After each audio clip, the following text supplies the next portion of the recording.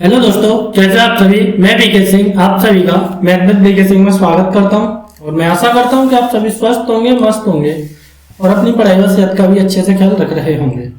तो मैं स्वागत करता हूं आपके मैथ सॉल्यूशन के थर्ड सेशन में। इससे पहले 2 सेशन कंप्लीट करा चुके हैं, तो जो भी कोई न्यू स्टूडेंट है तो पहले 2 सेशनों को कंप्लीट करें तो ज़्यादा समझ में आएगा, क्योंकि डायरेक्ट सेशन पर आने से कुछ थोड़ा कम समझ में आएगा। तो पहले जो 2 सेशन कंप्लीट हुए उन्हें कंप्लीट करें और उसके बाद यहाँ पर आए। तो बिना किसी देरी के मैं आता हूँ पहले सवाल पर। तो देखो, इस प्रकार का एक सवाल है जो मैं एक बार रिवाइज करा देता हूँ। जो मेरा लास्ट सेशन था उसमें क्या था कि एक ट्रायंगल था और इस ट्रायंगल के जो भी हम क्या कर रहे थे कि मान लो ये ए पॉइंट है, ये बी पॉइंट है। बस मैं जस्ट रिवीजन करा रहा हूँ जो लोगों ने नहीं देखा है उनके लिए, कि बीसी का हाफ बिंदु और एसी का हाफ बिंदु को अगर अपन लोग मिला देते हैं, इसको हमने ई नाम दिया, इसको एफ दिया, तो ई एफ पैरेलल होती है किसके, बी सी के। इसको ही क्या कहते हैं, देखो जब भी आप थेल्स पढ़ेंगे, जब मैं ज्योमेट्री में आपको पढ़ाऊंगा तो ये सारी की सारी चीज डिटेल से आएंगी, लेकिन यहाँ पर कुछ चीज आपको याद रखनी पड़ेंगी, कुछ चीज आपको ज्योमेट्री में याद रखनी पड़ेंगी, जो मेंसुरेशन में उनका डेरिवेशन हो जाएगा। कुछ चीज मेंसुरेशन में याद रखनी पड़ेंगी जिनका डेरिवेशन में ज्योमेट्री में कराऊंगा, क्योंकि आपको पता है कि दोनों के दोनों चैप्टर आपके इंटरलिंक है। ठीक है जी। तो जब मैंने बोला था कि अगर मैं बीसी का भी मध्य बिंदु लूं और इन दोनों को मिला दूं, और ये मैंने मिलाया था, तो ये वाला एरिया कितना आया था, 1/4 आया था पूरे ट्रायंगल का। तो ये 4 बराबर भागों में डिवाइड हुआ था 1/4 1/4 1/4 करके। ठीक है जी। तो इस प्रकार से ये आपका वही सवाल है। देखो, एक त्रिभुज ए बी सी है, सॉरी एक त्रिभुज की बजाय 3 4 5 है। इस त्रिभुज की मध्य बिंदुओं को मिलाने पर बने त्रिभुज का एरिया क्या होगा। तो कहने का मतलब ये है कि 3 4 5 से अगर मैं एरिया निकालूं, कैलकुलेट करूं, तो मेरे को पता है कि ये कैसा त्रिभुज है, राइट एंगल ट्रायंगल है। अभी आपको पता है, क्योंकि जो मेरा पहला सेशन हुआ था उसमें मैंने यही बताया था कि राइट एंगल ट्रायंगल कब बनता है, जब बनता है बी स्क्वायर बराबर ए स्क्वायर प्लस सी स्क्वायर होता है। और ये कौन सा होता है, ये आपका अधिक कोण त्रिभुज होता है। और ये कौन सा होता है, जब ये आपका न्यून कोण त्रिभुज होता है। ये कौन सा होता है, राइट एंगल। ये आपका ऑब्टूज होता है और ये आपका एक्यूट होता है। ठीक है जी। तो ये सारे के सारे मैंने बताए थे पहले सेशन में। तो यहाँ से ये मेरा राइट एंगल है 1/2, बेस क्या है मेरा 3 है, हाइट क्या है 4 है। देखो राइट एंगल कैसे फॉर्म होगा, इस प्रकार से होगा। ये 90 के सामने की बजाय सबसे बड़ी होती है, कर्ण होती है, हाइपोटेन्यूस बोलते हैं इसे 3 ले लें, इसे 4 ले लें। ठीक है जी। तो ये क्या आ गया आपका 8 आ गया। तो एरिया ऑफ किसका आया है, ये एबीसी का कितना आ गया 8 सेंटीमीटर स्क्वायर। तो ये अंदर वाला कितना होता है, 1/4 होता है। तो एरिया ऑफ DEF का क्या आएगा, 1/4 ऑफ एरिया ट्रायंगल ABC। तो 1/4 हो जाएगा किसका, 8 का। तो ये कितना आ जाएगा आपका 2 सेंटीमीटर स्क्वायर। ठीक है जी। तो ये इस प्रकार का सवाल था, पेपर में आया हुआ सवाल है, किसी को कोई भी दौरा नहीं होना चाहिए। डायरेक्ट आप कैसे कर देंगे, इसका 1/4 करना है, ये निकालना है।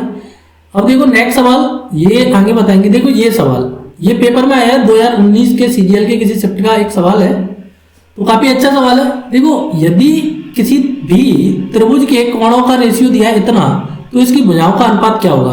कहने का मतलब ये है कि आपको पहले कोणों का अनुपात दिया है, कोणों के अनुपात से आपको भुजाओं का अनुपात निकालना है। तो भुजाओं का अनुपात कैसे निकालेंगे, ये option A, option B, option C, option D. ठीक है जी। तो इसके लिए क्या करते हैं, आपको पता है कि triangle A plus triangle B plus triangle C बराबर क्या होता है, 180 डिग्री होता है। तो यहां से 1 + 2 + 1 की वैल्यू क्या हो चुकी है आपकी, 180 हो चुकी है। तो 4 की वैल्यू क्या होगी, 180 होगी। तो 1 की वैल्यू क्या होगी, 45 होगी। अब मैं ट्रायंगल बनाऊं कि मान लो कि 1 की वैल्यू 45 हो गई, इसकी वैल्यू 45, इसकी वैल्यू 90 और इसकी वैल्यू 45। तो आपको पता पड़ चुका है कि ये एक राइट एंगल ट्रायंगल बनेगा, क्योंकि इसमें एक कोण 90 का आ चुका है। तो राइट एंगल ट्रायंगल फॉर्म करते हैं।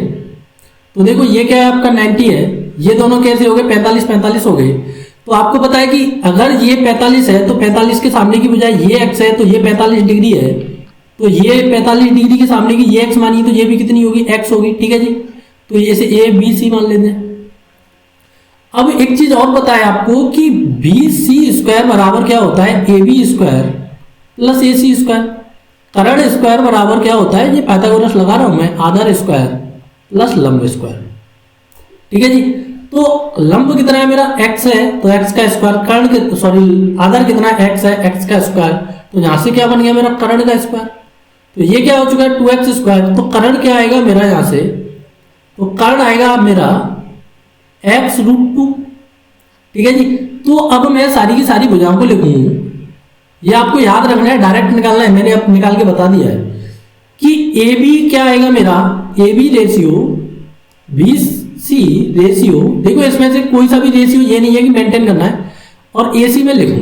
तो देखो ए बी की वैल्यू क्या है, एक्स है, ए बी की वैल्यू क्या है, बी सी की वैल्यू क्या है, x√2 है, और ए सी की वैल्यू क्या है, x है। तो आप कहेंगे जी x x x तो चारों तरफ से गया, तो यहां से बचा मेरा 1√2 √2 और 1। तो ये ऑप्शन कौन सा है आपका, ऑप्शन नंबर डी।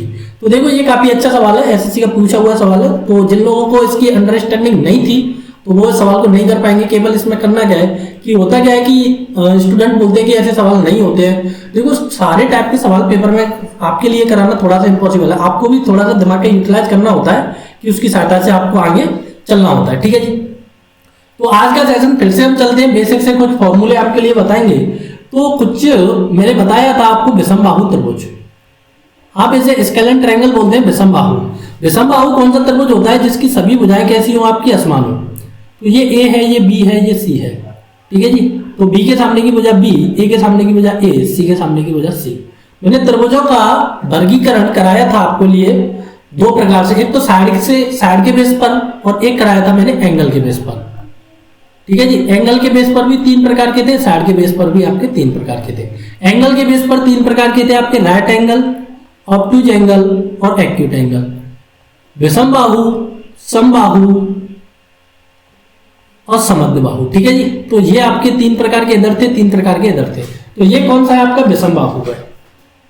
तो आपको पता है कि जब भी आप किसी ट्रायंगल का एरिया निकालते हैं, देखो ट्रायंगल का एरिया निकाला कैसे जाता है वो मैं पहले बताऊंगा कि आपको किसी भी ट्रायंगल का एरिया निकालना है तो क्या होता है 1/2 आधार गुणा ऊंचाई होता है, आधार गुणा ऊंचाई।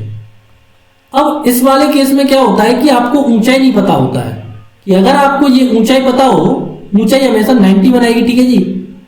अगर आपको ऊंचाई पता हो तो ये वाला फॉर्मूला यहाँ पर सुटेबल हो जाएगा, किस केस में, विषम बाहु त्रिभुज के केस में। अगर आपको ऊंचाई नहीं पता है तो आप क्या लगाते हैं, फिर लगाते हैं आप हीरोन्स फॉर्मूला। तो हीरोन्स फॉर्मूला काफी इंपॉर्टेंट है और ये बड़े बड़े सवालों को बड़ी आसानी के साथ कर पाते हैं इससे। एस, एस माइनस ए, एस माइनस बी और एस माइनस सी।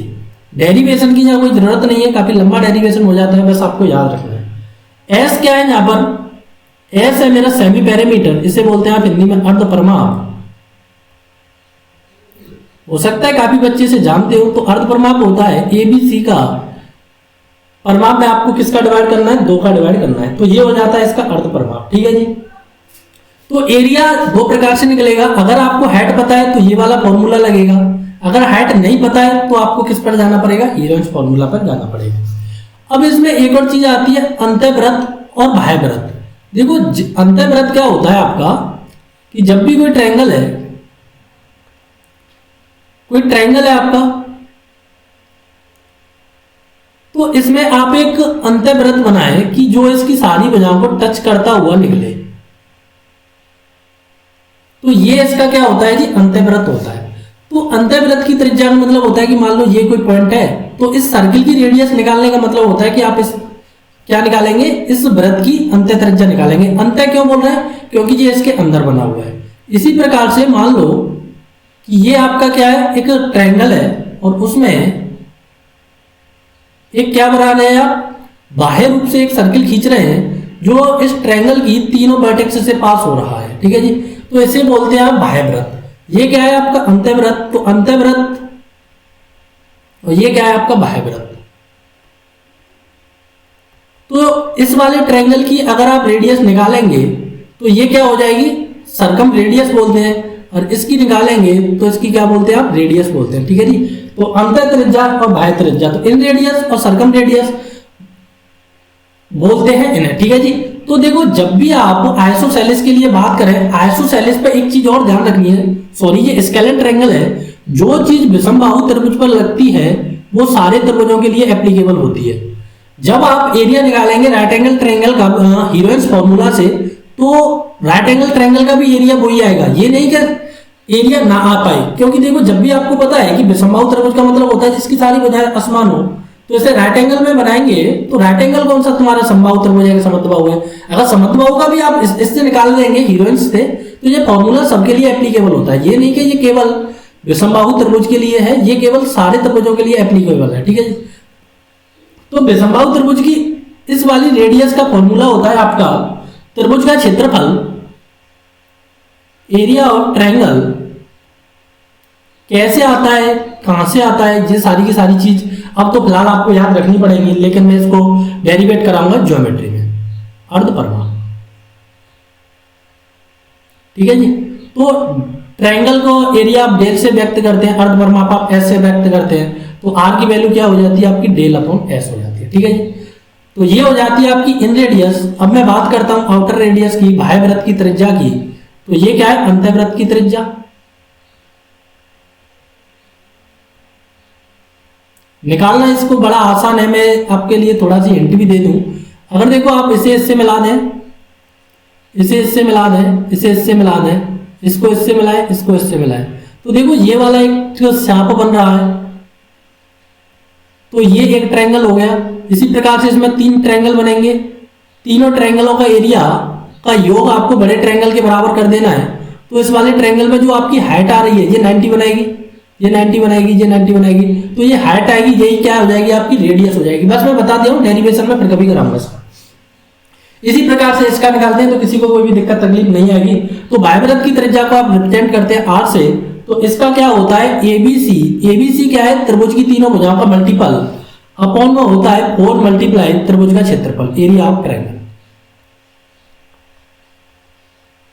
ठीक है। ये इसका फॉर्मूला होता है। तो इसको आप किससे रिप्रेजेंट करते हैं, आर बराबर एबीसी अपॉन 4 डेल से।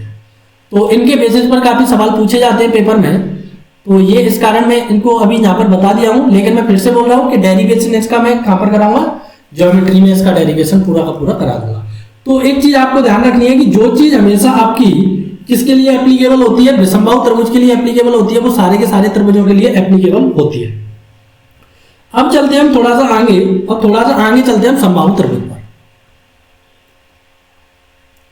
समबाहु इक्विलैटरल, ठीक है जी। अपन लोगों ने इंग्लिश काफी विदेश से सीखी है, तो कभी कभी इंग्लिश हमारी जितनी आप आशा नहीं करते उससे ज्यादा सही हो जाती है, ठीक है जी। तो अब चलते हैं अपन लोग किस पर, इक्विलैटरल ट्रायंगल पर। इक्विलैटरल ट्रायंगल क्या होता है, जिसकी सभी भुजाएं कैसी होती हैं, बराबर होती है। मान लो ये एक ट्रायंगल है एबीसी, इसमें सारी की सारी भुजाएं कैसी हैं, बराबर होती हैं। ये ए है, ये ए है, ये ए है। अगर आप इसमें सामने वाले से इस पर कोई लंब डालें तो ये लंब होगा, माध्यिका होगा, और यही क्या होगा, सामने वाली भुजा को बाइसेक्ट करेगा, ठीक है जी। जो यहाँ पर लंब होगा वही सामने वाली भुजा को बाइसेक्ट करेगा। ये आपको ध्यान रखनी है, ये समबाहु त्रिभुज की प्रॉपर्टी होती है कि अगर आप इससे डालेंगे सामने वाली भुजा पर, अगर वो 90 बना रहा है तो इन बीसी को क्या करेगा, ये हाफ हाफ डिवाइड कर देगा। इसी प्रकार से आप इधर से बनाएंगे तो ये भी हाफ हाफ कर देगा, ऐसे प्रकार से बनाएंगे तो। और जो बीच में सारी की सारी माध्यिका है, और यही क्या कहलाती है, इसकी माध्यिका कहलाती है। तो यही इसका सेंट्रोइड होता है, यही ऑर्थो सेंटर होता है, ये लंब केंद्र होता है। सारी की सारी चीज एक ही पॉइंट होती है समबाहु त्रिभुज में। कैसे होती है ये सारी की सारी चीज ज्योमेट्री में, लेकिन फिलहाल के लिए जो समझना वो समझा। कि इसका मैं परिमाप की बात करूं, चलिए को ये मैंने समबाहु त्रिभुज में आपको परिमाप नहीं बताया, तो इसका परिमाप क्या होगा।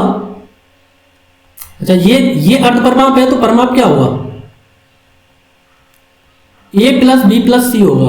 अर्ध का मतलब होता है, इसका मैंने आधा कर दिया है, तो परिमाप क्या है, a प्लस बी प्लस सी है, ठीक है। तो इसका परिमाप क्या होगा, तो आप कहेंगे जी परिमाप का मतलब होता है a प्लस ए, तो ये क्या हो चुका है 3a। ये क्या है, इसका पेरीमीटर बोलते हैं हिंदी में इसे, और इंग्लिश में इसको आप क्या बोलते हैं, परिमाप। तो सभी भुजाओं का योग, सारी भुजाओं का योग कोई क्या बोलता है, परिमाप बोलते हैं। परिमाप का मतलब ये है कि किसी चीज की आप जो बाहरी सतह, मान लो ये एक स्क्वायर है, अगर आप इसको काउंट कर रहे हैं, इस बाहरी सतह पर चल रहे हैं, तो ये इसका परिमाप होता है, ठीक है। तो इसी प्रकार से इसकी ये बाहरी सतह है, ए से बी, बी से ए से सी, तो ये क्या है, इसका परिमाप है। अब इसके एरिया की बात की जाए, किसी भी त्रिभुज का एरिया होता है 1/2 आधार गुणा ऊंचाई, ठीक है जी। अब इसमें ऊंचाई क्या है, ये h है। अब मतलब क्या है कि आधार तो आपको पता है कि आधार क्या है आपका a है, यहां से जहां तक क्या है a है, लेकिन आपको h नहीं पता है, तो h कैसे निकालेंगे। देखो ये क्या है, यहां से यहां तक a/2 है, ये वाला श्याम क्या है आपका a/2 है। तो ट्रायंगल, मैं इसको डी पॉइंट दे दूं, तो ट्रायंगल एडीबी में क्या है, ट्रायंगल डी बराबर क्या है मेरा 90 डिग्री है। तो ट्रायंगल डी बराबर 90 है, तो एडीबी कैसा हो गया मेरा, राइट एंगल ट्रायंगल हो गया। तो 90 के सामने की भुजा क्या है मेरी, तो बी ए स्क्वायर बराबर क्या होता है, B D square plus D A square होता है। ठीक है जी, ये किससे होता है, पाइथागोरस से होता है। तो इसमें क्या करेंगे, बी ए की वैल्यू क्या दी है, बी ए की वैल्यू दी है आपको ए का, तो ए का स्क्वायर। बी डी की वैल्यू क्या है, a/2, तो a/2 का स्क्वायर। अब इसकी वैल्यू क्या है, डी ए की वैल्यू क्या है आपके पास, डी ए की वैल्यू है h, तो h का स्क्वायर। तो A square minus A square by 4 बराबर क्या होता है आपका h स्क्वायर। तो इसको क्या लिखेंगे आप, देखो ये 4 हो गया, 4 में से 3 गया, तो मैं सीधा लिख देता हूं 3a स्क्वायर बाई 4 बराबर h स्क्वायर। ठीक है जी, तो 3a स्क्वायर बाई 4 बराबर क्या आ जाता है आपका h स्क्वायर। तो h की वैल्यू क्या आएगी, रूट अंडर 3a बाई 2। तो ये क्या आ गई, इसकी यही तो हाइट आ गई। ठीक है जी, यही लंबा समद्विभाजक है, यही मीडियन है। तो h की वैल्यू आपके पास क्या आ चुकी है, अंडर रूट 3a बाई 2।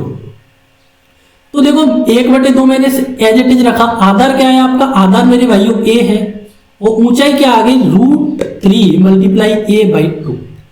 तो देखो a से a का मल्टीप्लाई हुआ, तो ये हो गया a स्क्वायर, 2 से 2 का मल्टीप्लाई हुआ, ये हो गया 4, और रूट 3 बच गया।